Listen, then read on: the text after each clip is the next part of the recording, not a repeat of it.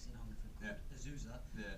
Let's meet there. Yeah. So we met and we kind of shot the shit and we got on really well, I think. We did. We've only had one argument, I think. Yeah. Yeah. And Jesse pitched to me, well, Hungerford, but it really wasn't the Hungerford you've just seen. No. It was a comedy web series, kind of Shaun of the Dead style, with some big VFX and yada yada yada. And I thought that sounds great because, to be honest, I'm doing nothing. I haven't got a job. Yeah, let's do it. And little did we know that turned into a feature film, which looks personally, I think, quite big. So yeah, that's kind of how it started. And so how did it end up being a feature film then, from a web series? How did you get from there to here? Well, you think we were always making a feature film, don't you? I personally think subconsciously I knew we were always making a feature film. Not true. Well, I mean, it's funny because, you know, I mean, I started off in features, so I know that form, that storytelling unit really well. So I think maybe we were subconsciously doing it. But really, I think, two things happened really, didn't they? One is we got it in the car and we're like, God, this is really good. You know, because we didn't know, right? Yeah. Really, I mean, there were many, many ways this thing could not have been good. So we got it in the cut and it was good. And then I think the other thing that happened was that, you know, you get, you know, in a feature film, you guys all sat there for the first 10 minutes getting to know the characters, and that's all good, and you're in the dark, and it would be really rude to leave after 5 minutes. So you stay with us. On the web, I don't think anyone's paying you that courtesy. So I think we looked at it and just went, those first 10 minutes, they're just not gonna. No. They're not going to fly. So then we committed. You know, then we thought, okay, well, we think the performances are there, and all sorts of things happened with story, didn't they? And it was we always let the story drive us. Yeah. That was the thing, and that's why I think if anybody does like Hungerford, that's really why. Primarily the characters, and you know, I'd come from a background of doing big kind of trying to go big Hollywood scope on very low budget, and Jesse's come from a background of creating characters. So he basically showed me the ropes of, okay, this is how you start from the ground up and create a character. So we basically sat down and really conceived these 4 human beings.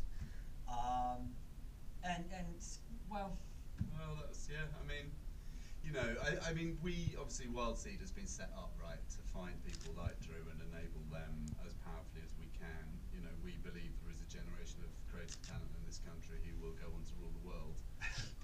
But we also believe that big media is in danger of missing those people because of all the pressures that are on big media not to take risk, etc. So you know, we knew that we wanted to have a go and take a risk on creative talent, and we met Drew, and those conversations were really, really, really, really good. And you know, I think that, you know, the problem I see most often made by younger, maybe less experienced filmmakers is the plot runs it, right? So they feel like the story's happening to the characters rather than coming through them. So we just spent a long time, did we not, mapping the characters, mapping their relationships, figuring out, you know, the dynamic. Yeah.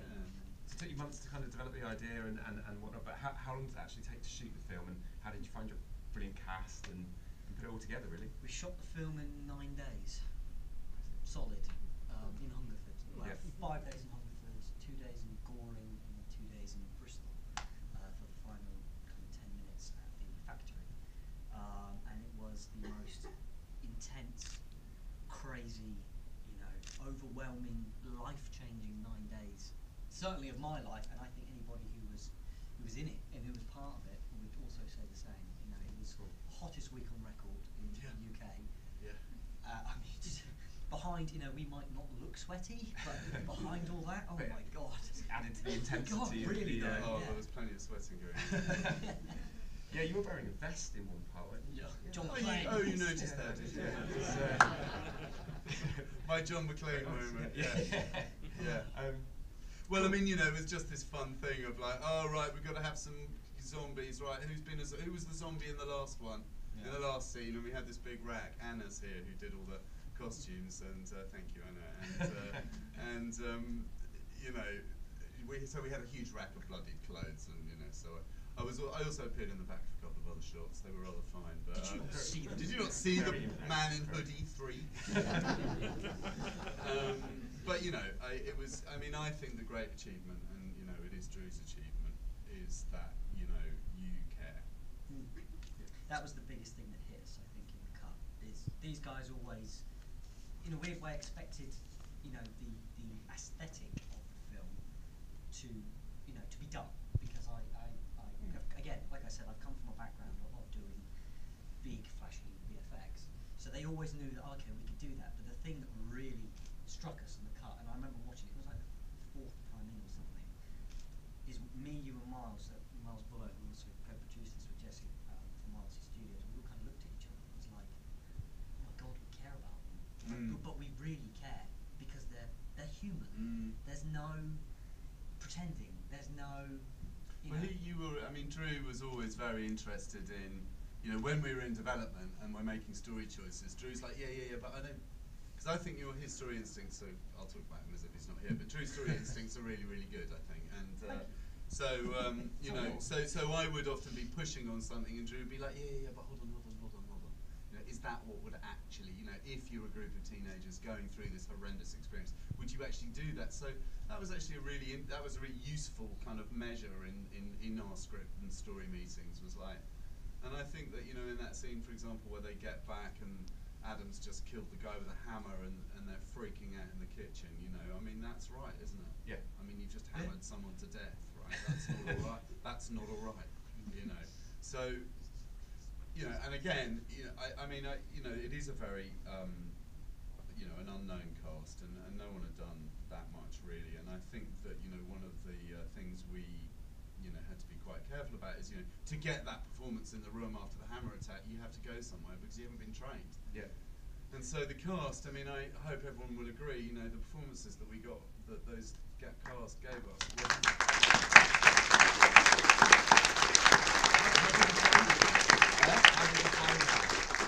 Well, so Tom Scarlett, who plays Adam, is my cousin, and Sam Carter, who plays Kipper, is my best friend.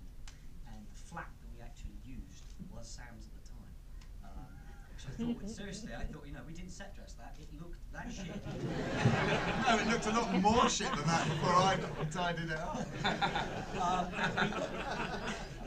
We basically put out a casting call. Yeah, we did. And, well, really, we got an amazing response. Like, it was unbelievable. You know, Paul Rudd as well, who plays the postman, turned up, and who was fantastic. Mark Cusack, who played the squad leader, who I think you're great, my friend. And George Bradley, of course, my girlfriend, who plays Philippa Martell. God, that does sound like Game of Thrones. Basically, yeah, so we put out this casting call and we got an incredible response. And from that, Sarah Prugi, who couldn't be here tonight, which is a real shame, was our acting coach. She basically works at a local theatre called the Waterman. And she basically got everybody together and doing games and improv and just completely and utterly breaking the ice. And, you know, leave your egos and leave all that shit at the door. Let's just have some fun. And me and Jess kind of, that was really weird because it was the first time for me it felt very real. We sat on the sidelines for the entire day, filming everybody, and seeing who looked good on camera, and you know, watching the relationships between people. And for instance, like Adam and Phil, who are brother and sister, obviously, as you see in the film, we didn't really make that decision until we saw Georgia and Tom kind of work together, and we thought, wow, they kind of do fit as brother and sister. They are the yin and the yang to each other. What have I missed?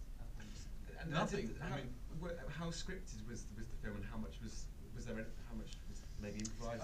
Well, we had quite a unique process for creating the film, I would say.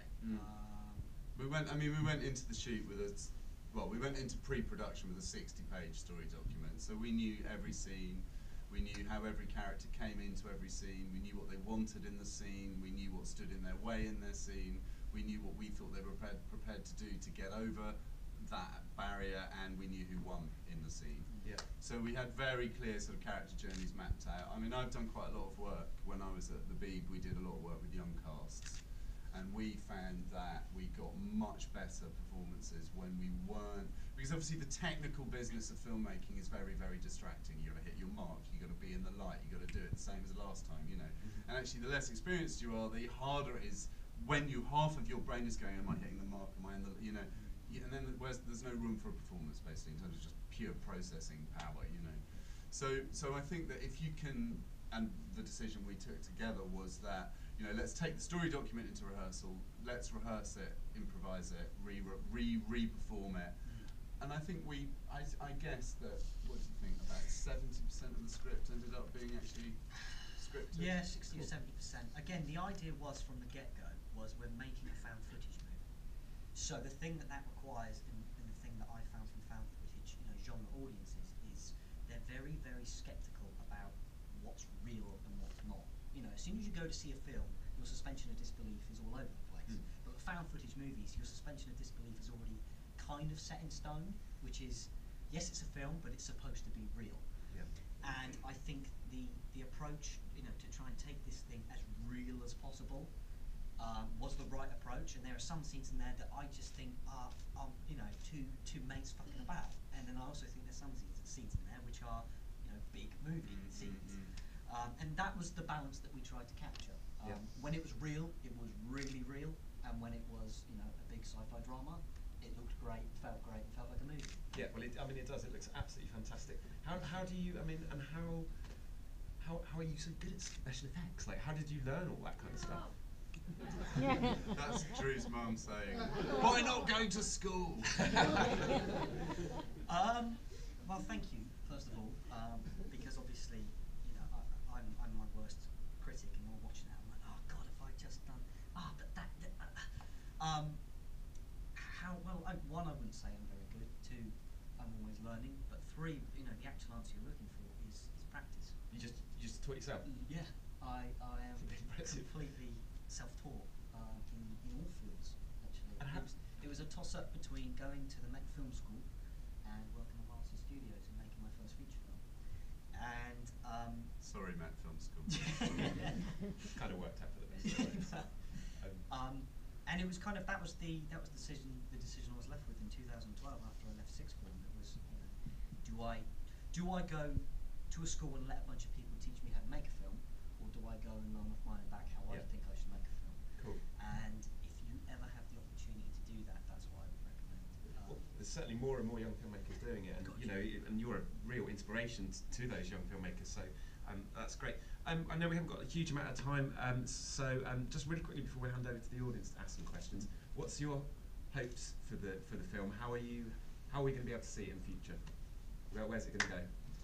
Well, it's going to do a good 6 months, we hope, on festivals. I mean, the beauty of the world we find ourselves in now is that, you know, because of the power of digital distribution, you know, what were previously sort of untenable niches are now globally available audiences. Yeah.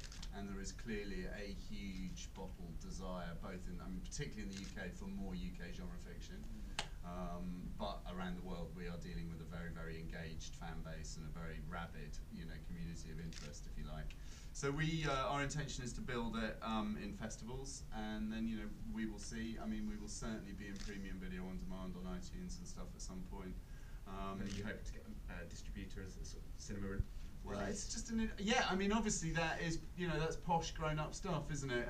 And you know, your ego would love to be on a few screens, you know. But the truth is, Lars von Trier made a lot more money, and a lot more people saw his last film through video on demand than they did through cinema platforms. So you know, if we get it onto cinemas, and there are all sorts of, you know, do-it-yourself screening programs now, Your Screen, where audiences can request screenings and stuff. So yeah, I mean, you know, never say never. The Blair Witch, but you know, if we have a good 6 months in festivals, who knows what's going to happen? But you know, I mean, the point is really that this moment in video is analogous to punk, really, in that, you know, in 1975, you know, you had huge, big, massive bands playing double concept album, endless noodling, right? And then down the road, you got 4 kids from the local estate playing a punk record, and you know, that was because of technology and the arrival of certain pieces of technology. Well, it's just thrilling to us, you know, as Wild Seed, right? That we get to work with someone like Drew, you know, who is not, you know, from the sort of, you know, the classic sort of path of, you know, Oxbridge Film School, The King's Speech, right? Yeah. That's not what we're talking about, you know. Not that there's anything wrong with it, but there's a lot of it in this country, and maybe there's not enough, you know, big-arsed entertaining films, and it's just fantastic from our point of view to be able to work with someone like Drew, who's so deeply concerned to scare the shit out of all of you lot and give you a ride, you know, and what a fantastic, you know, how cool, right? We're getting to entertain people, you know, for 20 grand. It's amazing, and we wish you the very best of luck with it. So I'm sure you guys have loads of questions that you want to ask as well. So let's, we've got a mic going around here. If you could put your hand up if you'd like to ask either Drew or Jessie a question. Come on, please don't be shy. There we go, over here. Hooray. Oh, it's the wrong end. Oh, it's the fighting postman. The postman's got a question. Great fight, by the way. I was like proper scared. Thank you very much. I enjoyed that. So my question is, at what point did you decide that it's going to be a first-person sort of handheld video camera type film? Well, actually, it was your idea in the first ever pitch for Hungerford, even though it wasn't even called Hungerford. It was Called Project X. By the way, I also really like the way that Jessie pitched to you, not the other way around. You know, you're the financier and the producer, but yeah. Sorry. We back the creator a while, see. Yeah, Jessie, kind of from the first ever meeting, it was kind of solidly found footage. Yeah. It kind of never strayed away. I think there were a couple moments in pre-production where I said, "Are you sure you want to do this found footage? Are you sure?" And we just, I don't know. It was always planned. It's pretty forgiving, found footage in some ways, in terms of camera. I mean, there's things about it later that become really fucking hard, but actually in the shoot itself, the camera's following the action, the audience forgives some kind of framing decision, so we were moving in 9 days, right? Lots of mistakes about found footage that you can hide behind, whether it's soft shots where you haven't hit the focus properly, or the lighting's a bit overexposed. If anybody asks, you just go, "It's found footage." It's found footage. We could have done it in focus, but we didn't. And I think there is a misleading kind of theory, and it is a theory that all found footage movies can be made cheap and still be successful. And that's because the Blair Witch Project was made on 15 grand, and Paranormal Activity was made on 15 grand, and there's this mythos kind of going around the internet that if you've got 15k and you've got the right idea, that you can make a really successful found footage movie. Now, what people haven't seen is the 500 found footage movies that didn't make it. And the point is with Hungerford, for me, was to blur the lines between 15k, small budget, really minuscule found footage movie, with elements of the huge, blockbuster Paramount found footage movies like Cloverfield and Chronicle, and to kind of blur those lines of where does one begin and where does one end. I mean, it's just, for me as a producer, to have someone like Drew who's capable of turning out those effects, right? I mean, that's just... Yeah. Well, they say there's no such thing as a free lunch. I disagree. I mean, that's just, to have that scale on screen, from our point of view, is just like... And you get the conceit. You very quickly just you're making a GCSE video project. BTEC. Sorry, yes, yeah. And that's it. And then you just go with it. So it works. And what did you spend the 20 grand on? 15 grand. Well, I mean, Well, that's small budget. Well, we bought a computer to cut it on and do all the. I mean, again, the computer, all the special effects. I mean, there is a moment in those credits, right, where it says the little thing goes past and it says Drew CASSON, editor, VFX, and colorist. Okay. Well, those are 3 absolutely massive jobs. Okay, and they go past like. So it's we bought this computer. It was only, we spent some money on it, but it was 2 grand. I mean, this is a machine that 5 years ago would have cost you £250,000 in Soho. So and you saved money by not hiring 4 other people. And to poor do Drew. all I the mean, Drew is proper skint, right? We didn't make Drew rich. That is for sure. And every now and then someone else would say he's really hungry. Can you get he's sitting up there with nothing but 10 litres of Tango and a bottle of back of Doritos, and we're like. I had this. I started the post-production process literally it was amazing because we wrapped. It was this life-changing process. Filming this thing, and everybody. It just changed the dynamic of everyone's lives. And then Jessie scooted off to France Greece for 3 weeks, and Miles went to Turkey for a week, and I was left with this computer in your shack, and it was like, right, I cut our film. I was like, oh my god. I'm off on holiday. See you when I get back. And so I'd begun the process of the post-production in my bedroom. Literally, the storm shot was the first VFX shot I begun, and one of the last ones I finished. and the entire post-production took. We started in July 2013, and I finished it about 3 weeks ago, which was, mental. I done all the visual effects, pretty much all the sound design. I sat in on all the colour grade sessions, and done a colour grade of my own, and a 5.1 mix. Sat in with a 5.1 mixer.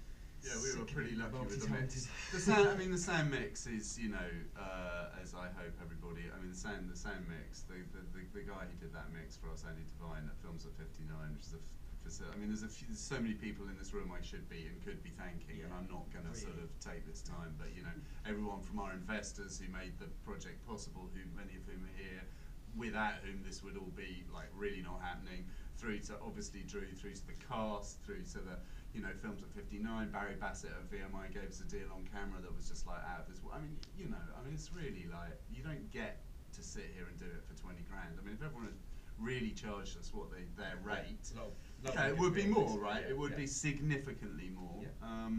But in the end, we spent 20 grand on Tango and Doritos.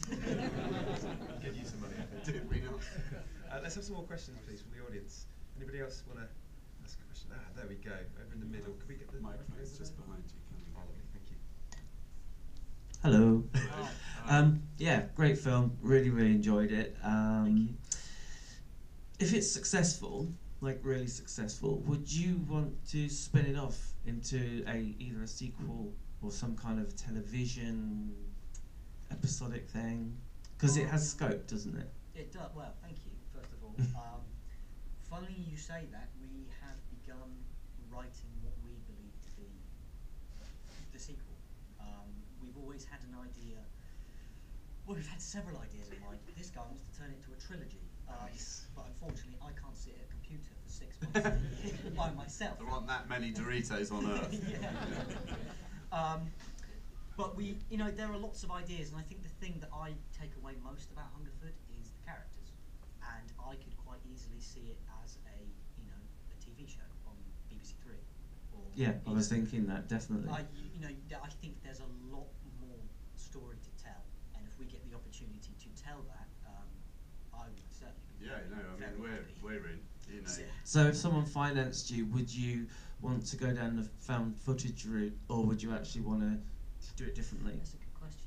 What's funny about this is one of the final times I sat in on the mix and watched it, I actually thought you could make this without found footage. You could literally shoot this almost like Being Human, with that character dynamic, and then jump into the big spectacular. I mean, my instinct is that you probably would want to do it as found footage if you're going to do it as a sequel or as a second part of a trilogy, just because it's a sort of tripart type piece of work. And so I think that, I think the real temptation in the way you see, if we get success, the beauty of Wild Seed Studios is that we're spending so little on what we're doing anyway that if we look at it and go, we love it, we'll just make another one, right? Because we think it's cool, and we think the audience will think it's cool, and we feel really confident that we can find an audience for the film. So, obviously, if we were spending 2, 3, 4 million quid, then we'd be on the gravy, looking on the gravy train and looking round, But I think that the most common mistake that people make when they're making a sequel to anything is, let's spend more. And actually, what ends up happening is the thing that made the original so effective, usually the characters and the intimacy of the relationships gets swapped out for robots and explosions, right? Oh, I know. So that's what we're going to do, is fuck the characters, let's have some robots. No. So we've got a very, we've got what we think. The other thing that's happened, right, as you probably, there's a lot of trust in a way between us creatively now, and I'm no longer worried that, we're just not worried so much about ideas coming up and working and then not working, and let's not do that, or what about, so there's that is a huge thing, right, creatively, for us to know that we're not going to, throw our toys out of our respective prams. So I think, I'd love to do it. I think I'd personally, it'll be Drew's call in the end. He's the director, and we don't give compulsory notes. But my take would be another found footage film concentrating on characters, but that just finds us later in the story of what has happened to England under what is essentially alien occupation. Exciting stuff. Good. Well, look forward to Thank to you. more, definitely. Yeah. Any other questions? Go on, Drew. Seriously. What's the favourite bit of all of the film? Final film. What's the favourite bit? The final film. Oh, go on, pick one. Go on. Oh man, I haven't That's got awful. one. There's too many. There's too many moments that have. I do like the storm. Yeah. There's something very cool and charming, and you know, I kind of feel like doing that to Spielberg when I see that scene. Because it's just like, oh, Tom Cruise, War of the Worlds, Dakota Fanning, no, Hungerford. And I think it's, you know, the storm for me is the first moment, again, sorry for that, I'm young. The storm for me is the first moment where we get to impress you spectacly. Is that a word? Spectacular? I It'll don't know. do. You know, Is now. it is now. Yeah, no, it's a very cool moment, and again, seeing it up there, very loud. I think the residents of Hungerford are going to lose their minds. I did too. Like, "Ah!" I didn't notice the day the weather was like that. I was like, Yeah. Personally, I like the bit where Terry goes mental with shotgun. Awesome. yeah, it's Yeah. I think we've probably got time for one more question, then we're going to have to wrap up. So, now we're wrapping up. Everybody wants to ask a question. Over here, please, if we could get What the part of mic. the process did you enjoy the most? And as you get older, do you think you'll specialise more directing or acting or producing, post-production? One of the many parts that you actually did.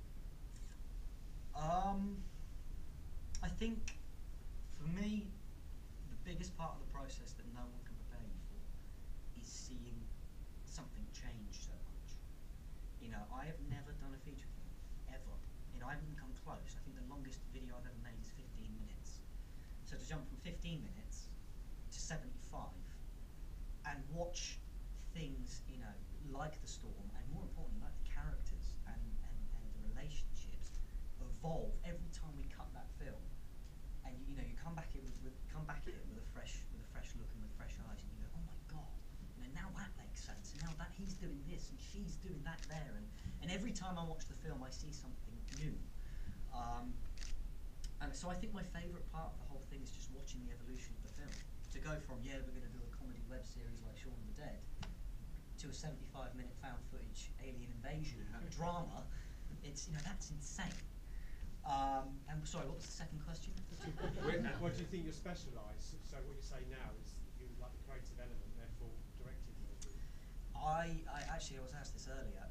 It all comes down to the story, for me. And you know, if I read a story that I think I can bring a performance to help it and to better it into whatever, then I would love to do that. But if I read a story and think, no, I think my interpretation and my vision of that story, you know, could work, then I'd prefer to do that. Does that make sense? It all comes down to the story, how I participate within it. So you're happy to continue to be an actor, and Absolutely. producer, director, writer, the whole shebang? Cool. Good stuff. I'm a Okay. control freak. I mean, He's actually no, you're really not. That's what's amazing about you, is you're not a control freak. You're really, you know, I mean, you're really good at sticking to your guns when you need to, but mostly you're really good at going, oh yeah, that could work. I mean, and that's just really unusual, you know. That's a really unusual quality, and it's one to totally treasure, you know.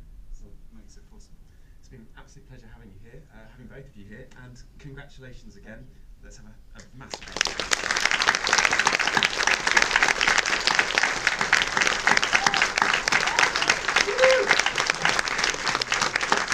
And that's all we've got time for, so have a lovely bank holiday, and if you want to find out more about future film as well, we're on Facebook, so just type in BFI Future Film.